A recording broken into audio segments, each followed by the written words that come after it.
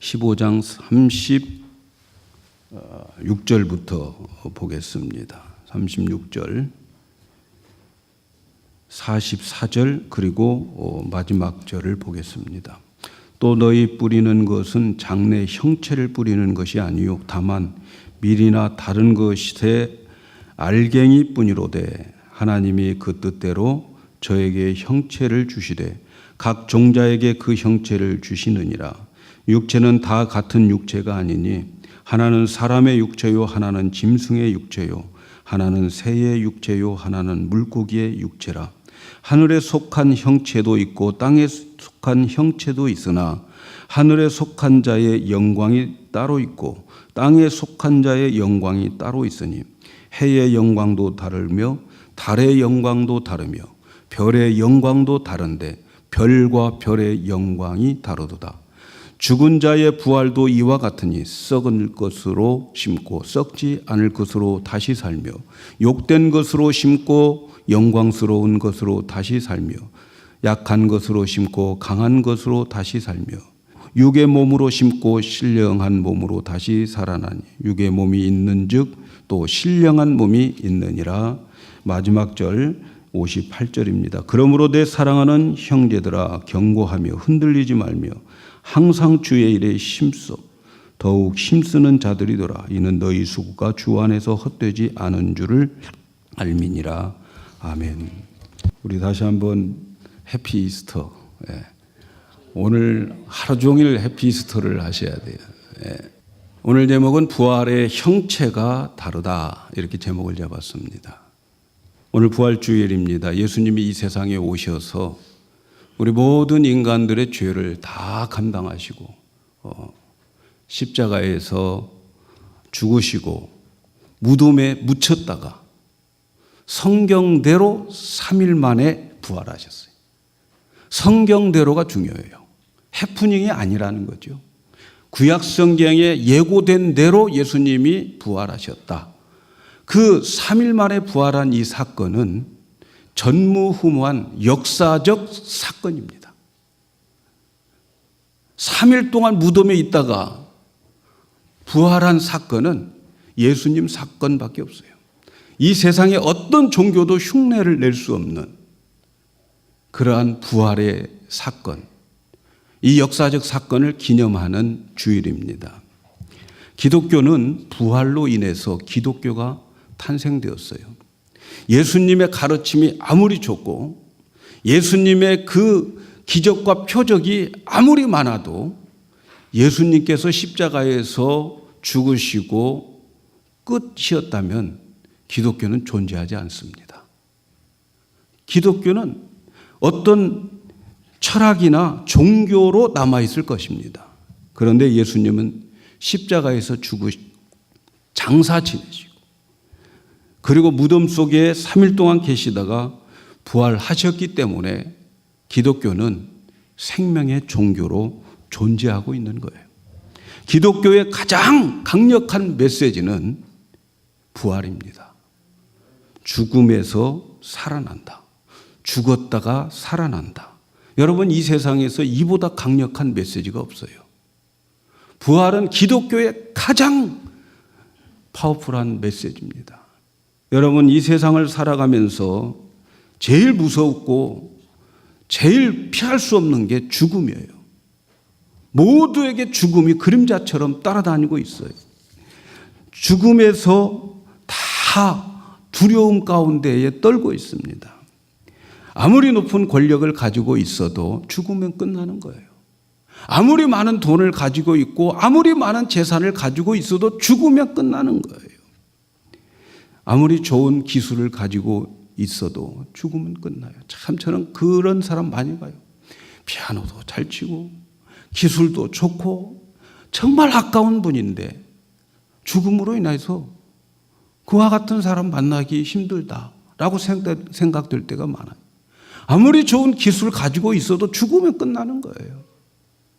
가끔 연예인들이 세상을 떠나는 것을 봅니다. 참 아름답고 멋있고 이쁜 여자들, 또 멋있는 남자들, 그 아름다움도 죽으면 다 사라져 버립니다. 죽음 앞에 권력도 돈도 명예도 다 사라집니다. 죽음은 허무하게 만들어버려요.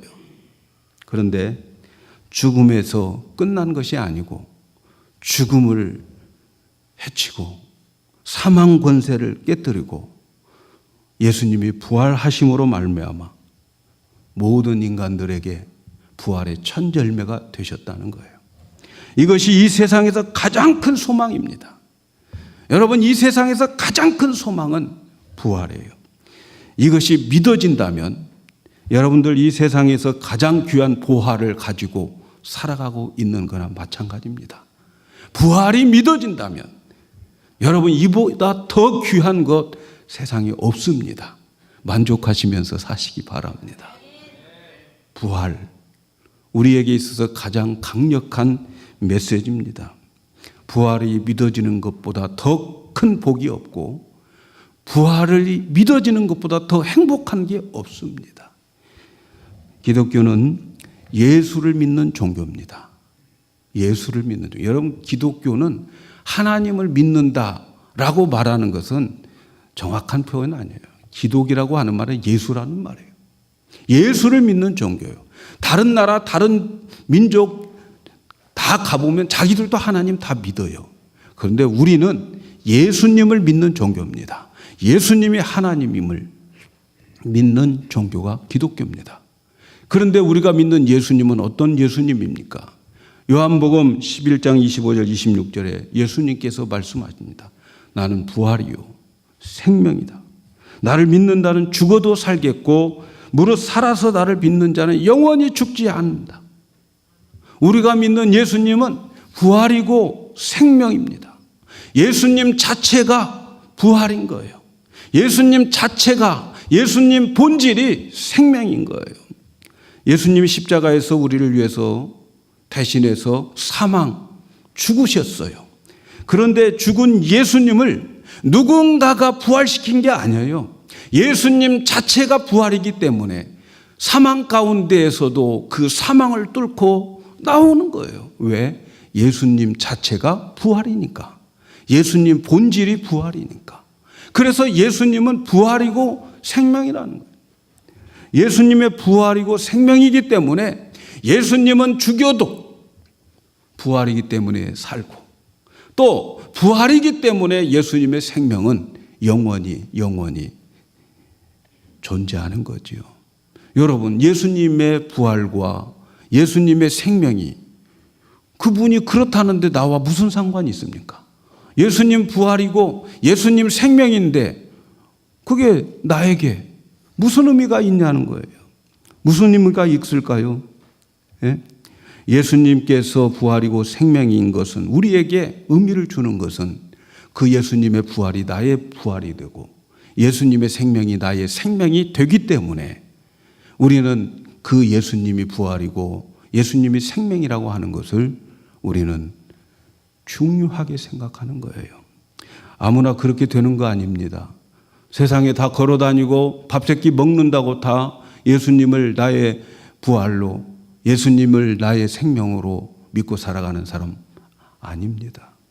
오직 예수 그리스도를 나의 죄 때문에 십자가에서 죽으시고 그리고 사망 권세에 깨뜨리고 부활하신 그분을 내가 영접했을 때만 예수님이 나의 부활이고 예수님이 나의 생명이 되는 거예요.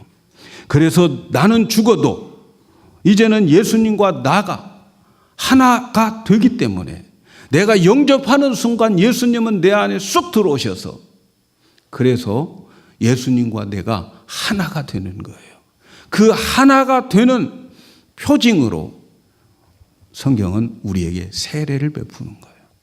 여러분, 세례 받으셨죠? 여러분은 바로 예수님과 하나입니다. 여러분 자신이 예수님인 거예요. 믿습니까? 예, 옆 사람에게 나 건들지 마, 그렇게. 예, 주의를 한번 주시기 바랍니다. 내가 예수님인 거예요. 믿습니까? 주님이 슬퍼하십니다. 아멘 소리 듣고. 내가 예수라고 하는 사실을 믿으시기 바랍니다. 왜냐하면 예수님과 나와 하나이기 때문에. 믿습니까? 이 세상에서 태어날 때는 아버지 어머니 팔자로 태어나지만 그러나 예수 믿으면 이제는 내 팔자는 누구 팔자? 예수 팔자인 거예요. 믿습니까? 나는 예수 팔자. 할렐루야. 예수님과 나는 하나가 되었습니다. 그래서 예수님의 부활이 곧 나의 부활입니다. 여러분, 그래서 우리 고린도전서 15장을 읽어보면 20절에 예수님은 죽은 자 가운데에서 다시 살아 잠자는 자의 첫 열매가 되셨다. 이렇게 말씀합니다. 예수님은 잠자는 자들의 첫 열매가 되셨어요. 그 다음 예수인 우리가 이제 두 번째, 세 번째, 네 번째 부활의 열매로 우리가 부활된다는 거죠. 믿으시기 바랍니다. 자, 그렇다면 언제 우리가 부활합니까? 언제 부활해요? 여러분, 예수님이 우리에게 너희들 다 부활될 거다라고, 나와 같은 몸으로 부활될 거다라고 말씀하신 것은 언제 부활되냐고 말씀하셨냐면 예수님 재림할 때에 부활됩니다. 여러분, 우리의 육체와 영혼이 다 구원받아야 돼요. 근데 우리 영혼은 이미 구원받았어요. 믿습니까? 근데 우리 육체는 아직 구원을 못 받았어요. 그래서 우리가 죄의 법 아래에서 살고 있고 죄의 법 아래 육체를 가지고 있는 동안 죄를 지을 수밖에 없어요. 그런데 걱정하지 마세요. 그 지을 죄도 예수님이 십자가에 다 해결하셨어요. 믿습니까? 여러분들 120살까지 사실 분 있죠. 그 120살까지 살 죄도 다 갚으셨어요. 여러분의 증손자들의 죄들도 다 갚으셨어요. 그런데 이 육체는 아직 구원을 못 받았어요. 언제 구원받느냐? 예수님이 재림하실 때에 우리의 육체가 그때에 예수님 무덤에서 부활했던 그 몸으로 우리도 그때 구원받는 거예요. 그래서 그 육체의 구원을 받고 영혼이 그 육체 속에 이제 담겨져 있을 때에 그 영혼이 영원한 천국에 가는 거예요. 그래서 아직 지금 죽어도 천국에 갈 사람들이 낙원에 있는 거지, 주님이 오셔서 육체의 부활이 이루어지고 난 다음에 영원한 천국에 가서 영원히 예수님과 함께 살게 되는 거예요. 그래서 지금 우리는 부활되지 않았지만 하나님의 말씀은 반드시 이루어지기 때문에, 예수님의 말씀은 반드시 이루어지기 때문에 우리도 반드시 주님이 오시는 그날 부활하게 될 줄로 믿습니다. 그런데 부활과 생명은 항상 사망 가운데에서 부활이 일어납니다. 부활은 사망이 있을 때에 부활이 필요하잖아요. 사망이 없으면은 부활할 필요가 없어요. 그런데 사망이 있다고 하면은 반드시 거기는 예수님은 부활하게 돼요. 왜? 예수님 자체가 부활이니까. 믿습니까? 그래서 사망이 있어야 예수님이 부활이 증명이 되는 거예요. 요한복음 11장에 보면은 나사로가 병들었어요. 나사로는 예수님이 그 가정, 마르다와 마리아 가정을 얼마나 사랑하는지 몰라요. 그렇게 사랑하는 이 마르다, 마리아, 나사로 가정인데 병들었다는 거예요. 사랑하는 그 형제가 병들었으면 바로 가서 치료해 주어야 될 거 아닙니까? 그런데 사람을 보내서 병들었다고 예수님께 말씀을 드려도 예수님은 당장에 가서 고치지 않아요. 그리고 그 소식을 듣고 이틀을 더 있어요. 그 이틀 사이에 나사로는 죽습니다. 그리고 장사 지내. 그리고 무덤에 묻혀서 나흘, 4일이 지났어요. 썩어 냄새나게 되었습니다. 왜 예수님께서 그때까지 기다렸을까요? 왜 예수님은 죽을 때까지 기다렸을까요? 지금 요한복음 11장에서 아주 유명한 말씀이 있죠. 나는 부활이요 생명이다. 예수님 자신을 부활로 생명으로 증명하려면 죽은 자가 있어야, 죽은 자를 살려내야 부활이 되는 거예요. 그래서 예수님께서 자기 자신이 부활이라고 하는 것을 많은 사람들에게 보여주기 위해서 나사로 죽을 때까지. 왜? 부활은 죽어야 부활의 역사가 일어나니까 기다린 거예요. 그리고 가서 무덤을 열고 나사로야, 나오라, 일어나라. 그러니까 부활이 말씀하니까 그 부활의 음성을 들은 나사로가 썩어 냄새 나는 그 시체가 살아 나오는 거예요. 예? 나사로야, 나와라. 참 예수님의 지혜가 엄청나게 높으신 분이에요. 그냥 가서 나와라 그러면 무덤에 있는 사람들 다 나왔을 거예요. 근데 나사로를 가리켰어요. 나사로 너만 나와? 그런 거예요. 예? 그래서 예수님께서는 자기가 부활임을 증명하는 거예요. 예수님의 부활은 죽음에서 이루어진다는 것을 믿으시기 바랍니다. 여러분, 부활의 몸이 되고 싶습니까? 그렇다면 죽음에 대해서 두려움 마음을 가지지 마셔야 돼요. 죽음은 나의 부활로 가는 문과 같은 거예요. 출입문이에요. 출입문. 죽음 걱정하지 마세요. 죽었다고 슬퍼하지 마세요. 예수 믿는 사람, 부활이요 생명이라고 믿는 사람들은 죽음 앞에서 울면 안 되는 거예요. 왜? 이제는 부활의 아침을 맞이하게 되기 때문에. 믿습니까? 그래서 우리는 죽음에 대한 좀 새로운 개념을 가지고 있어야 돼요. 죽음, 이건 죽음은 끝이다. 이게 아닙니다. 여러분, 죽음이 끝이 아니라 사실은 죽음은 시작이고 끝은 부활입니다.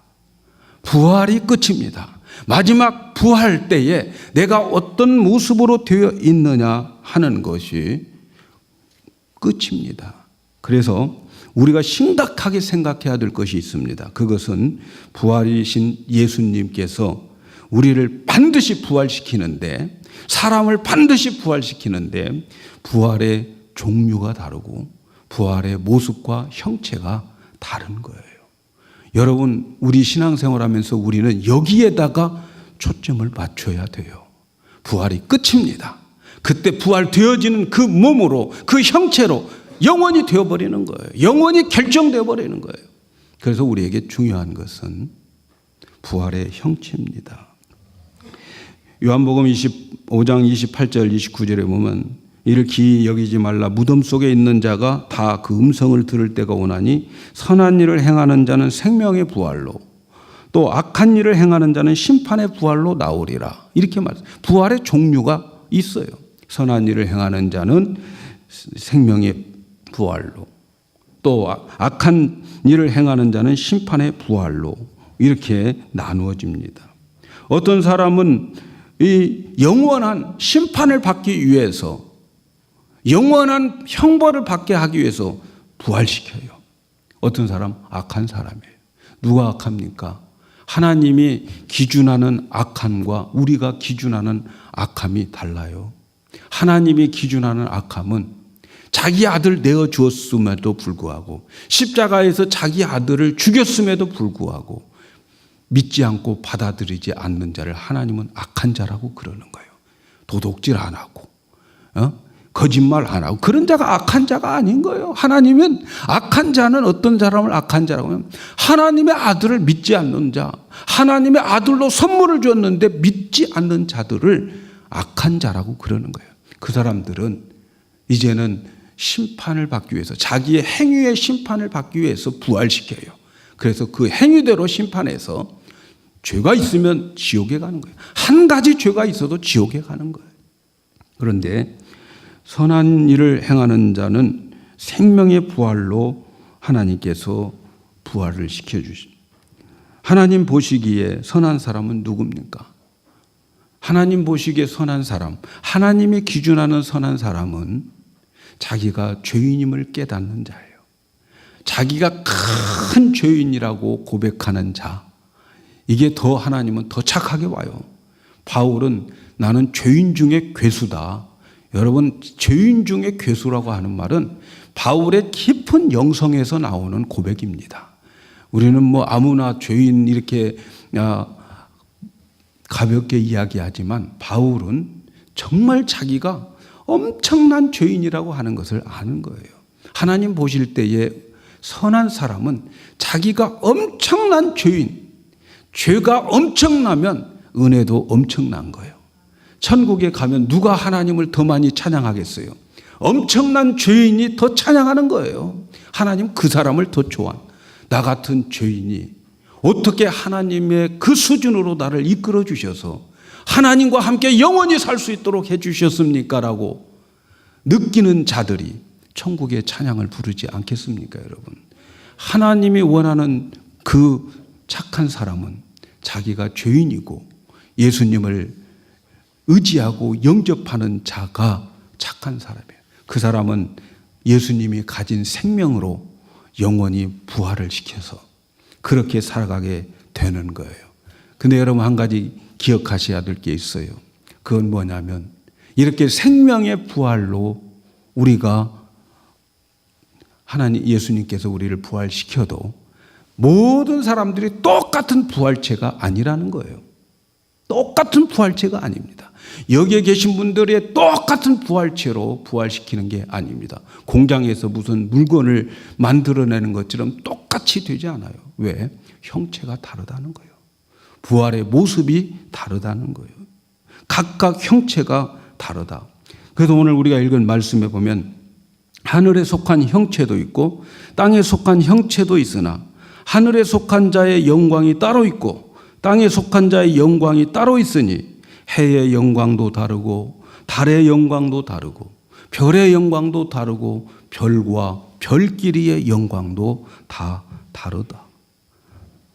마치 우리가 씨를 뿌립니다. 밀씨를 하나 뿌려요. 그러면 그 씨가 땅에 심어져서 그 씨가 죽어요. 죽어야 그 씨가 부활하는 거예요. 새로운 것으로 부활하는 거예요. 그래서 이 씨가 심어지고 그리고 그게 죽고 난 다음에 거기에서 새로운 형체가 이제 하나님이 만들어주는 거예요. 하나님이.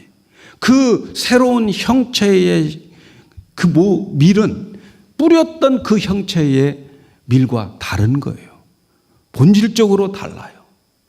다른 형체로 만들어주는 거예요.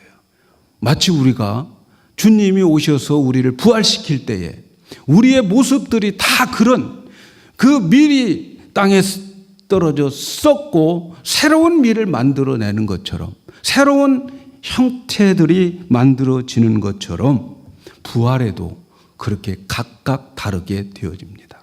그래서 어떤 부활은 해 같은 영광을 받고 어떤 부활은 달빛 같은 영광을 받고 저 멀리 보이는 저 별빛 같은 희미한 영광도 있고 별과 별끼리의 그 영광도 다 다르다.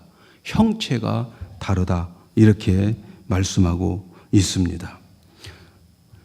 하늘에 속한 자의 영광이 있고 땅에 속한 자의 영광이 따로 있고 다 영광이 다르다는 거예요.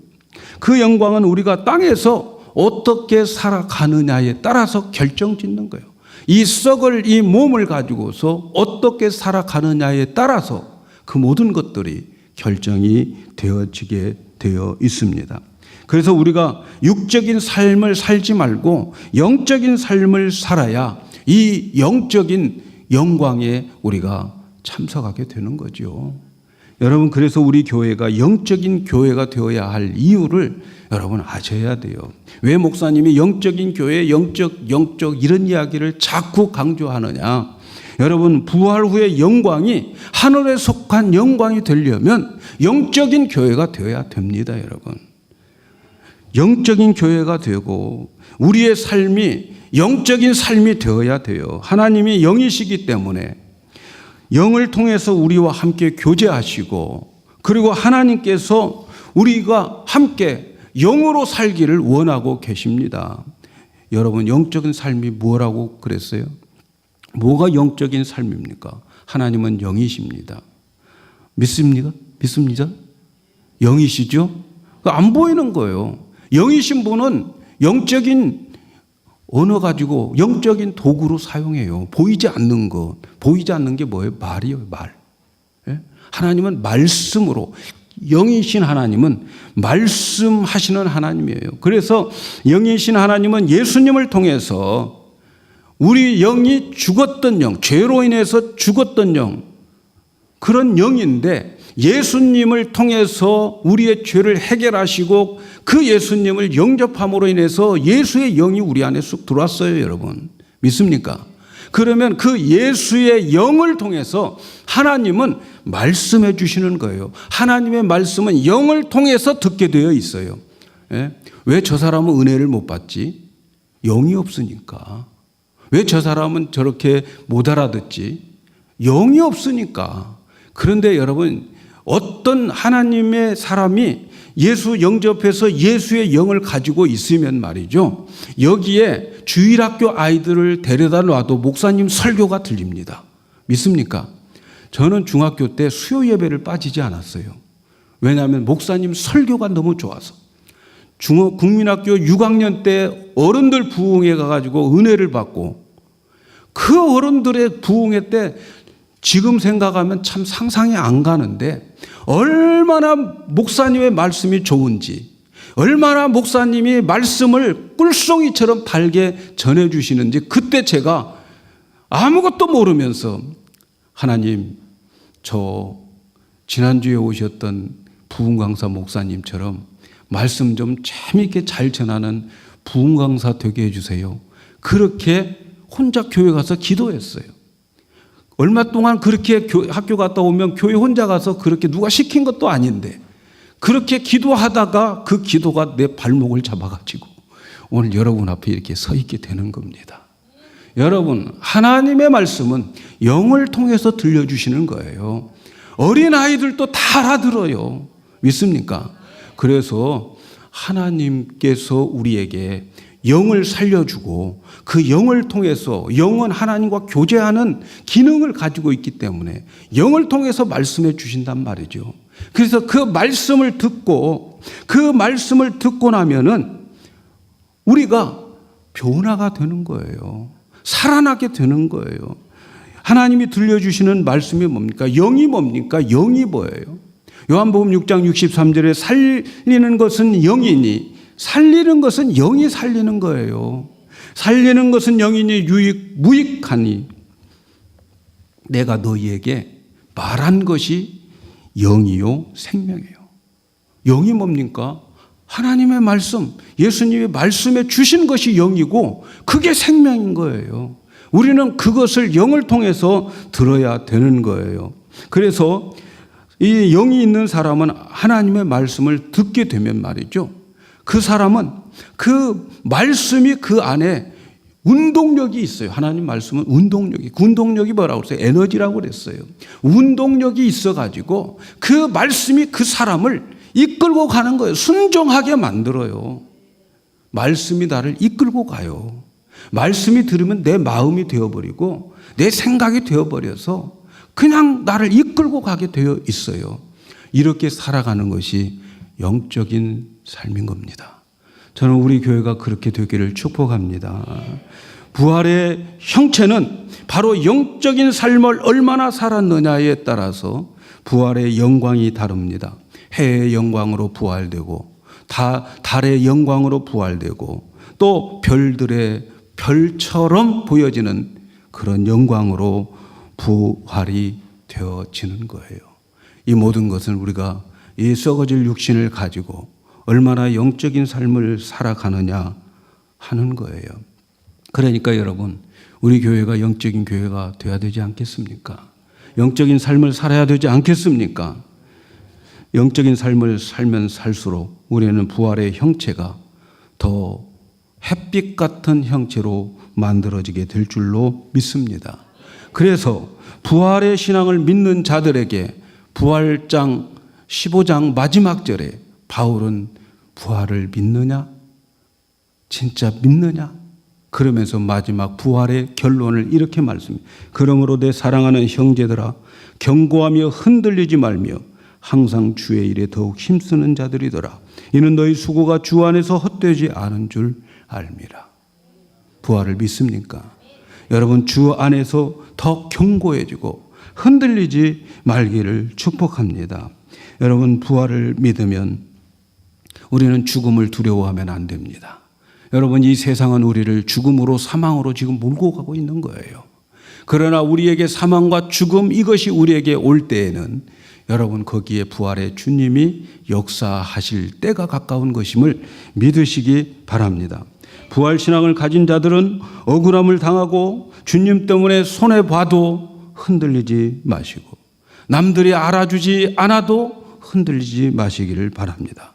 부활의 아침 그 수고가 영광스러운 형체로 나타나게 될 줄로 믿습니다. 부활을 믿는 사람들은 그래서 십자가를 달게 집니다. 유명한 미국 말 있잖아요. No cross, no crown. 십자가 없으면 우리의 면류관도 없어요. 부활을 믿는 자들의 구호지 않아요? 사랑하는 여러분, 부활은 꼭 무덤에서 된다는 것을 기억하시기를 바랍니다.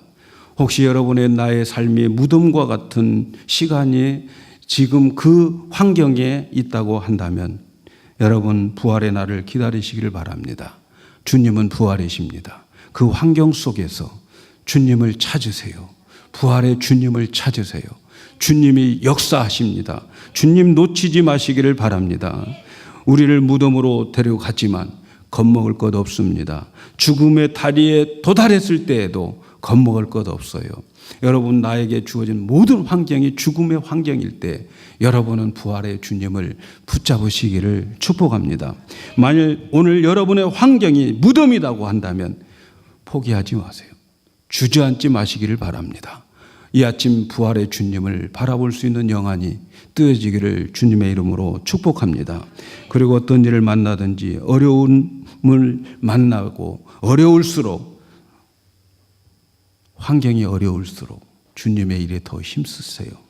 부활의 아침 해같이 빛나는 영광의 부활체로 그 형체로 만들어질 겁니다. 여러분 우리는 그렇게 살다가 가야 되지 않겠습니까? 무디 목사님은 얼마나 유명한 전도자입니까? 정말 하나님 앞에 죽도록 충성한 그 사람이었어요. 그런데 말이죠. 그가 죽어가는 순간에 이런 말을 남겼다는 거예요. 나는 땅이 물러가고 하늘이 열리는 것을 본다. 하나님이 나를 부르고 계신다. 그 많은 어려움과 고난 속에 흔들리지 않고 오직 부활신앙 가지고 살아가니 그의 마지막 죽음에 하늘이 열려지는 그러한 그 모습을 보고 여러분 예수 믿는 사람들 많아집니다. 그 모습 보고 예수 믿는 의사들이 많이 생깁니다. 어떤 사람은 지옥에 가니까 나 지옥이니까 나 좀 살려줘. 나 살려줘야 돼. 나 살려줘야 돼. 그렇게 외치는 환자가 있었다는 거예요. 그걸 보면서 살려야 되겠다라고 하는 마음이 들고 또 어떤 환자는 하늘 문이 열린다. 하나님이 나를 부르신다. 천군 천사들이 나를 영접한다. 그것을 보면서 미소를 지으면서 죽어가는 그 모습을 보면서 여러분 의사들이 예수 믿는 자들이 있다는 거예요. 여러분 우리는 부활을 믿지 않습니까? 부활을 믿는 우리들 이 세상에서 가장 행복한 사람이고 이 세상에서 가장 복된 사람인 것을 믿으시기를 바랍니다. 우리 옆 사람과 한번 해피이스터 한번 더 하십시다. 해피이스터.